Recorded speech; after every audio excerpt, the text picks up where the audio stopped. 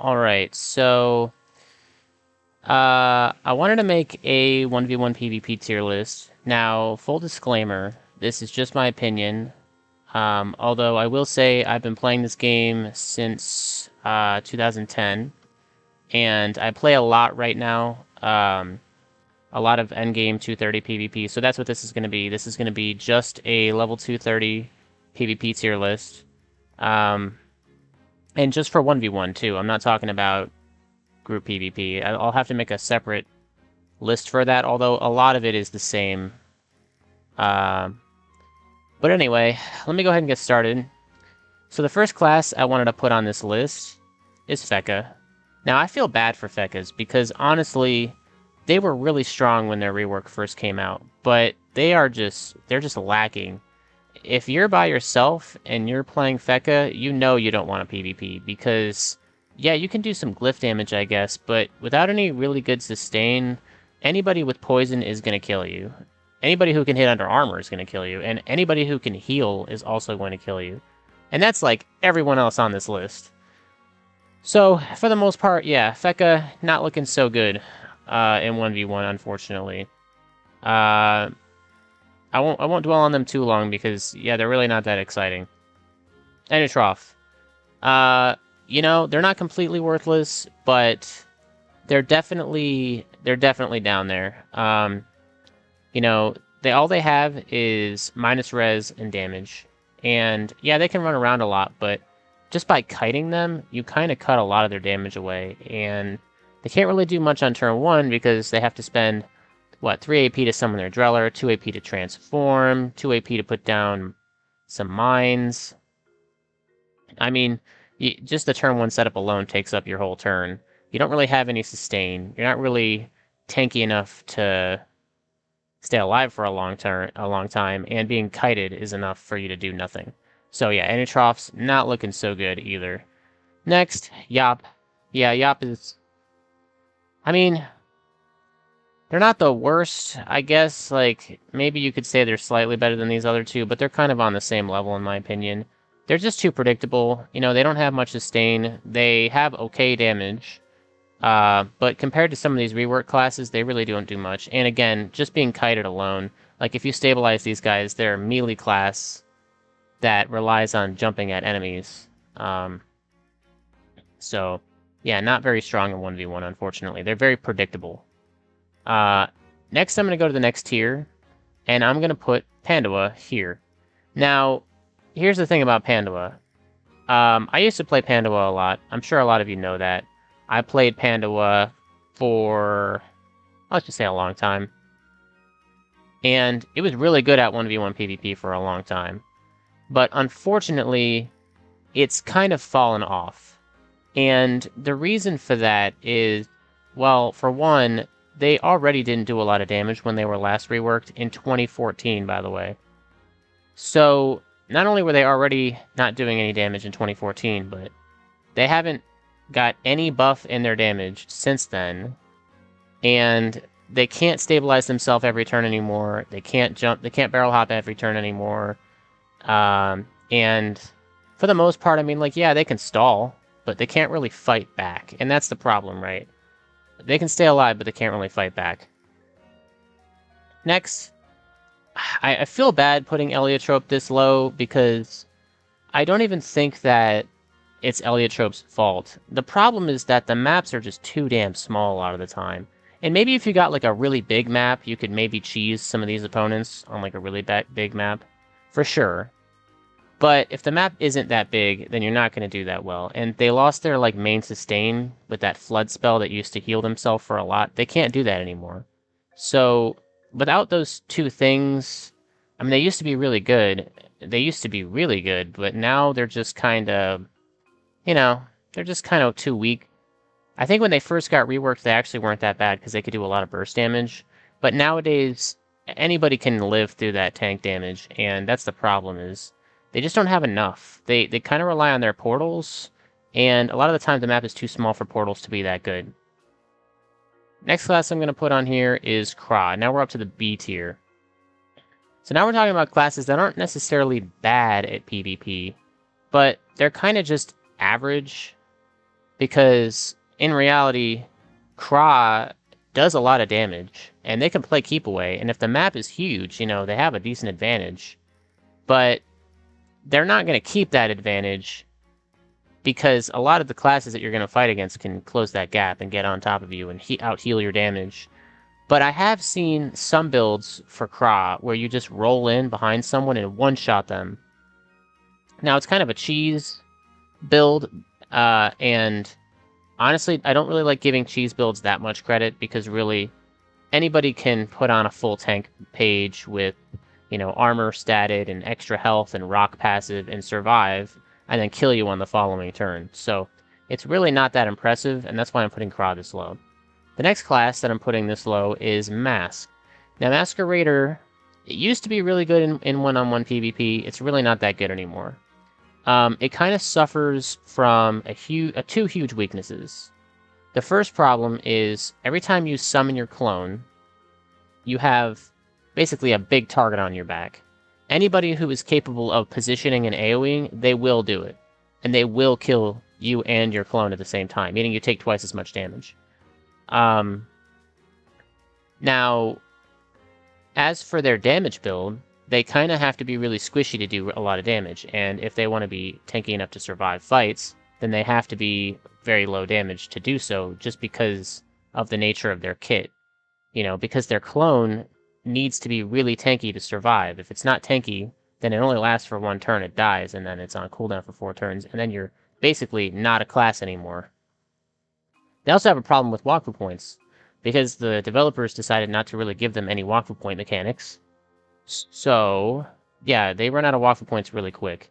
Now, there is this update coming out soon. There is a new sublimation that's coming out where if you don't spend any WAKFU points for a whole turn, you can get 1 WAKFU point back. I think Masqueraders might be a little bit better, but I don't think it's enough for them to jump up a tier. They definitely will have something to use, for sure, and maybe we'll see more masks, but I seriously doubt it. Next class is SRAM. Now, here's one thing I will say about SRAM. They're kind of like the gatekeeper of PvP, of 1v1 that is, in this kind of tier list. They're pretty much strong enough to beat every class on this list, but not really strong enough to beat anybody above this list, maybe with very few exceptions. SRAMs they just lack sustain, like a lot. At max level, their sustain just didn't scale very well. You can use up both your full lifesteal heal things and still not even heal for half your health.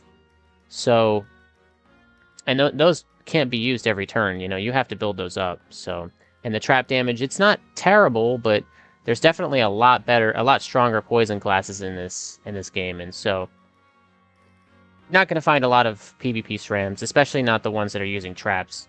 I mean, you might find some SRAMs with, direct damage, but it's not very common. And people are not really playing this class anymore, and there's kind of a reason why. But, I mean, if you face off against any of the other classes, I'm pretty sure that SRAM pretty much beats all of them. So, alright, let's go to the next tier. Now, this one is fun. Rogue is actually better than you think. So, what's funny about this class is they have this weird tactician, I want to call it a bug, but it seems like the developers don't care, or maybe they did it on purpose, I don't know. But essentially, they can place down bombs and move them without moving them, and it gives them AP for each bomb that they didn't move. So, essentially what you end up with is 40 AP every single turn, and the thing is, Rogue is the hardest class in this game to play, by far.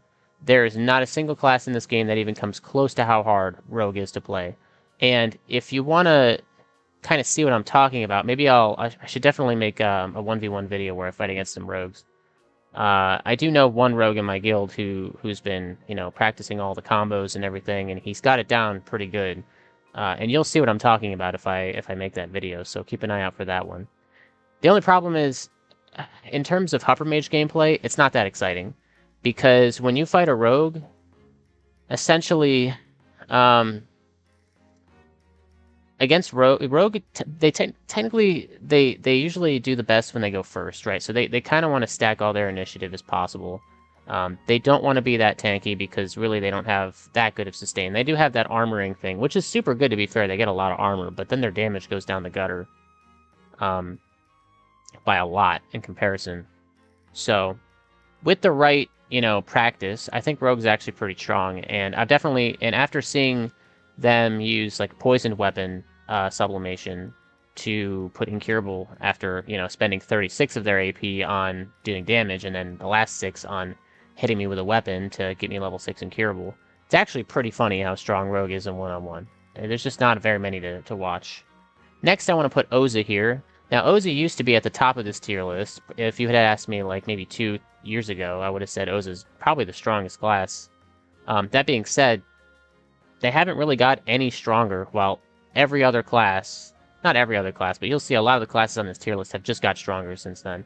And it's kind of sad because Oza feels like it could be really strong, but, they have that weakness of they're not really powerful enough to kill anybody unless they have 2 summons out. And at the same time, they're only really capable of being killed if they have that 2 summon passive out.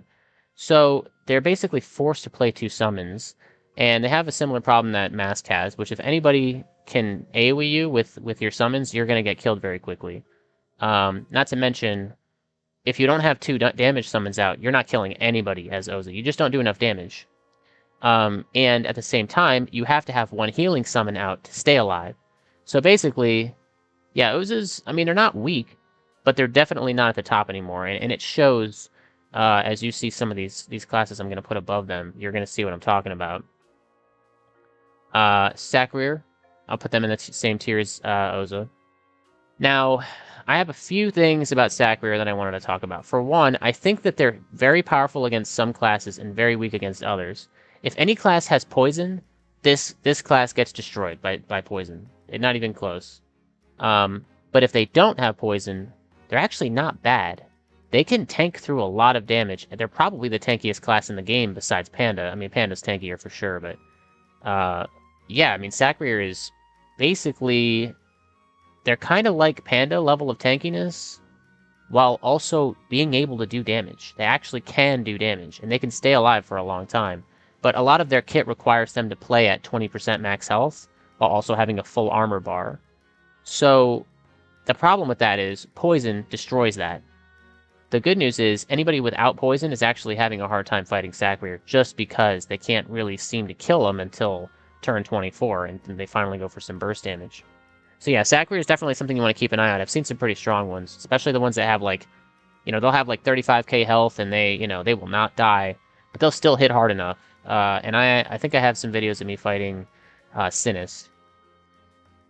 Next class on here is Foggernaut, which is a similar thing to Sacrier, honestly. So the only problem with Foggernaut is that they just take way too damn long to build up. They're the slowest build-up class in the game. You basically have to sit in a corner with your turrets, just, armoring yourself every turn and hoping that they don't move you away from your turrets and move you away from your blockade.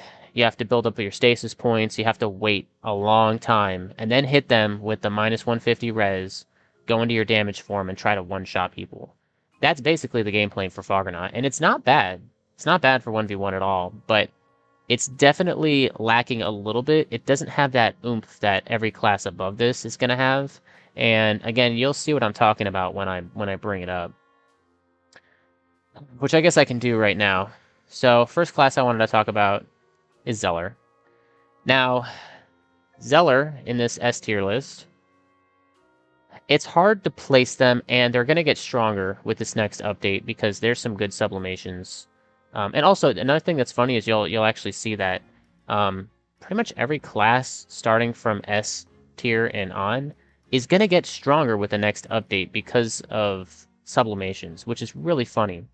Zeller, for example, is going to have the option to throw on that, what's it called? I think it's called Gel. I don't know if that's still just the French name, but it was called Gel on the... Basically what it does is if you hit someone 5 times in a row with a water spell, they lose 2 AP. So I'm just saying, imagine you're fighting Zeller like normal, but also you lose 2 AP more than you already were every turn. It's like, great, you know, just make Zeller stronger, why don't you?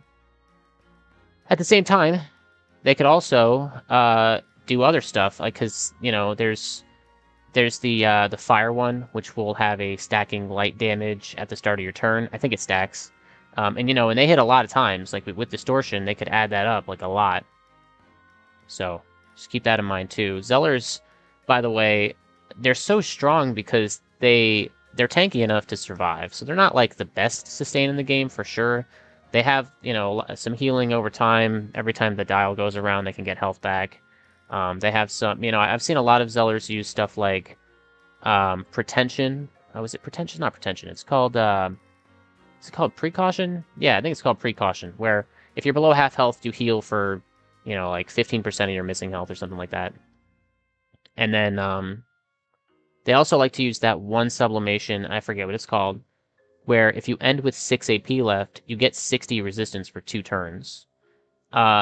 Every PvP Zeller I've seen uses this, and it makes them really hard to kill. Not to mention, once they build up their, we call it the Christmas tree of 4 stacks of Distortion, they use that, and they blast you. I think they almost do the most damage possible in 1 turn, barring probably, like, maybe 1 class, I think, on this list. It's just, the only problem is, you know, it's kind of predictable. It almost feels like you can survive it. You know, it's not like it's so much damage you can't live.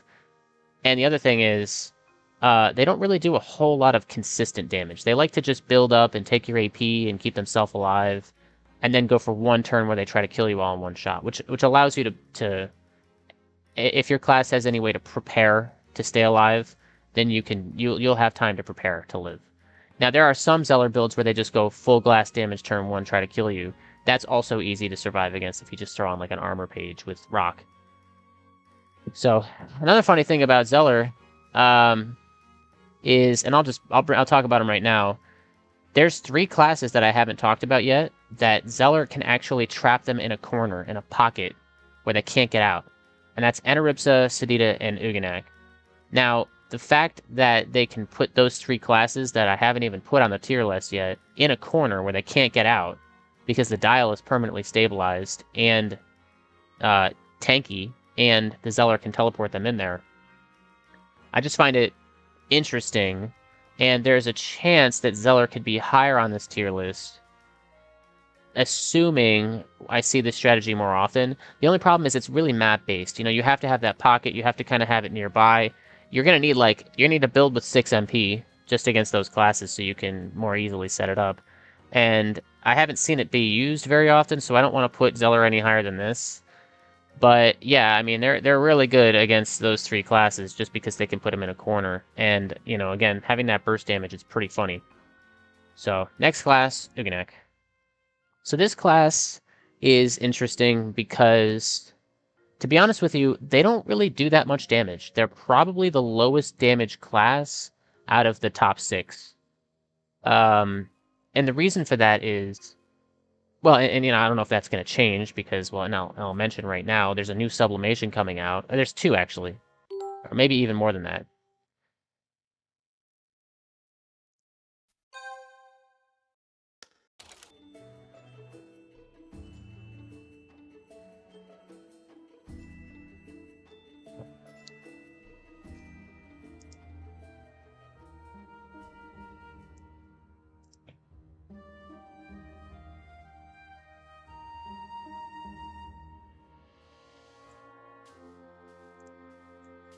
So there's 2 sublimations coming out that are going to make Uganak stronger, believe it or not.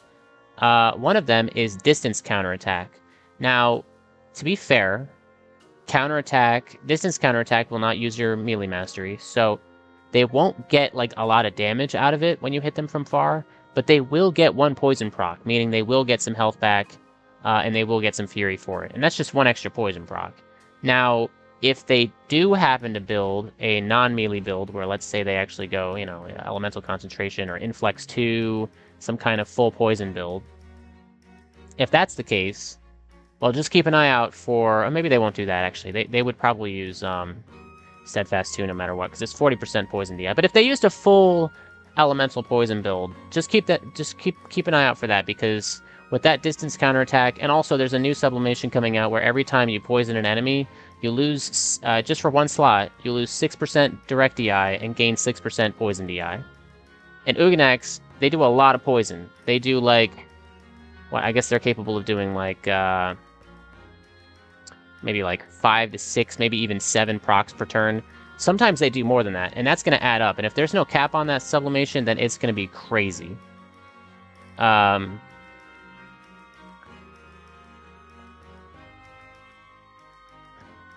Next class is Hupper Mage. Now, we all know this class well because I play it. Hupper Mage is really strong.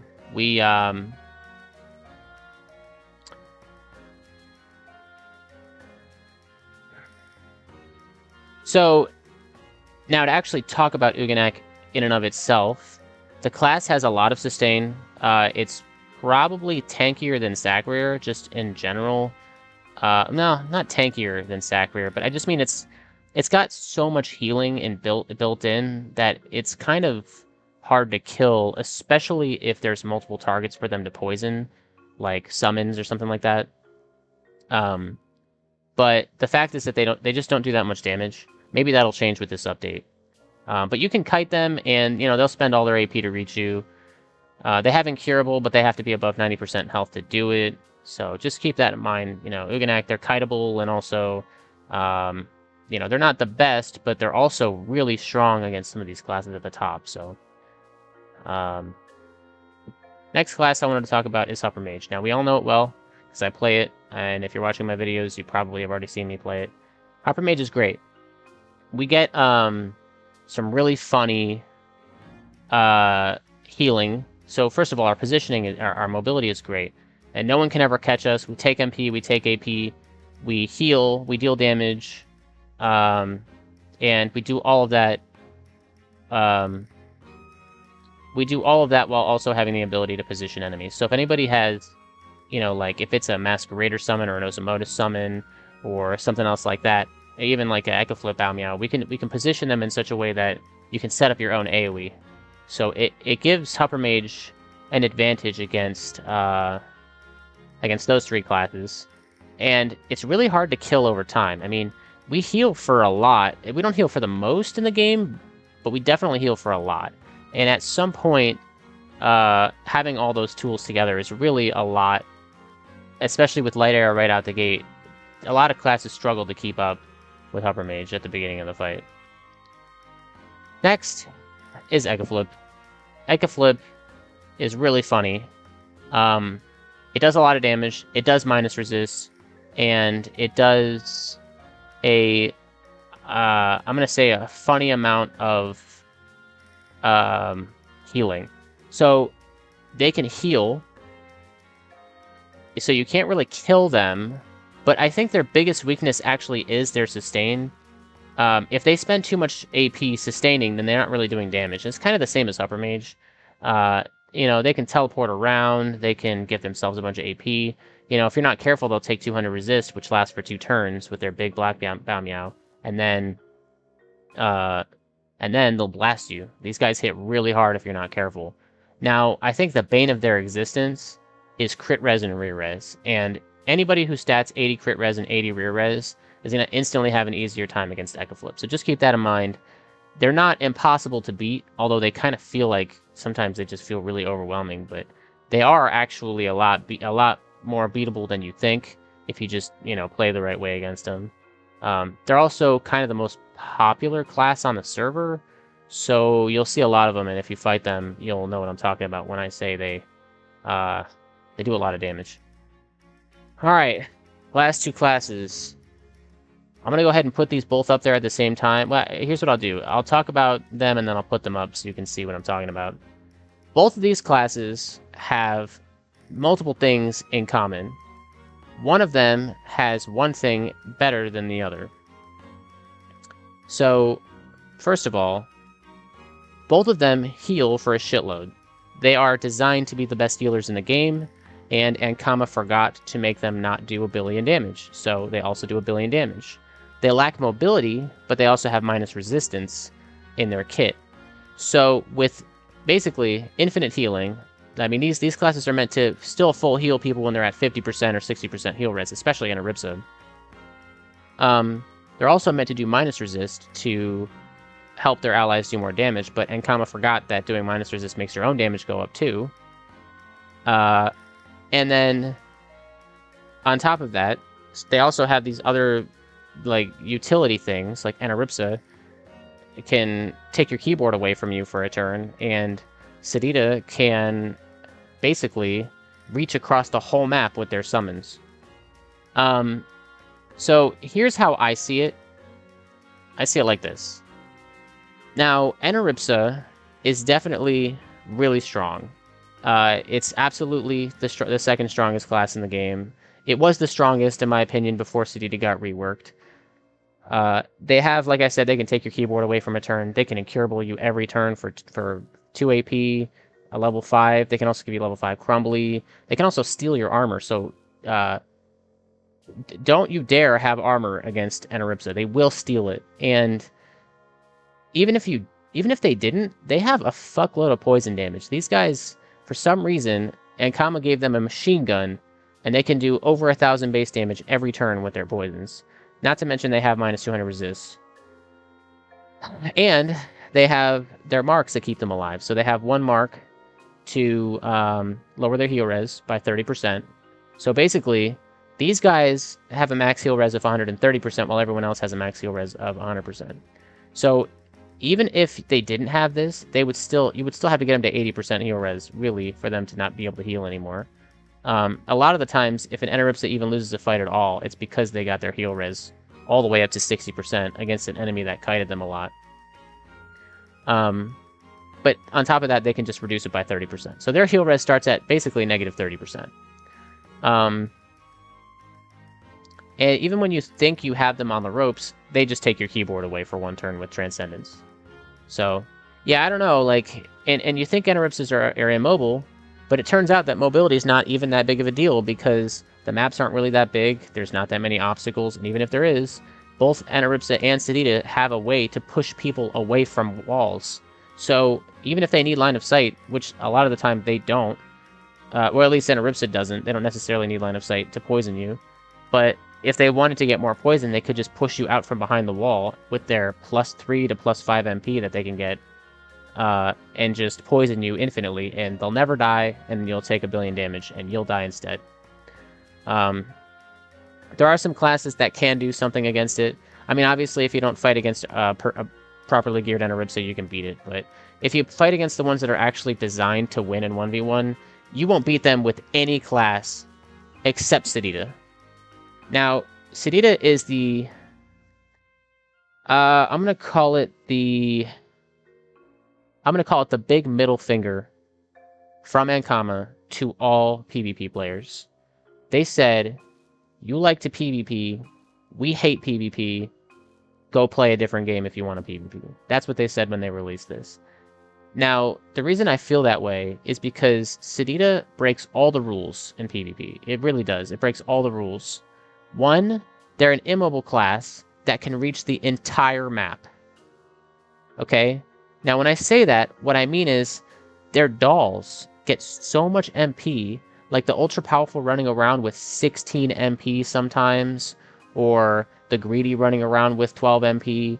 I mean, okay, so yeah, they don't have mobility, but this is the one class that doesn't want it. They want to stay near their tree, they want to stay in a corner so they can hide, and they want their dolls to go do all the work for them.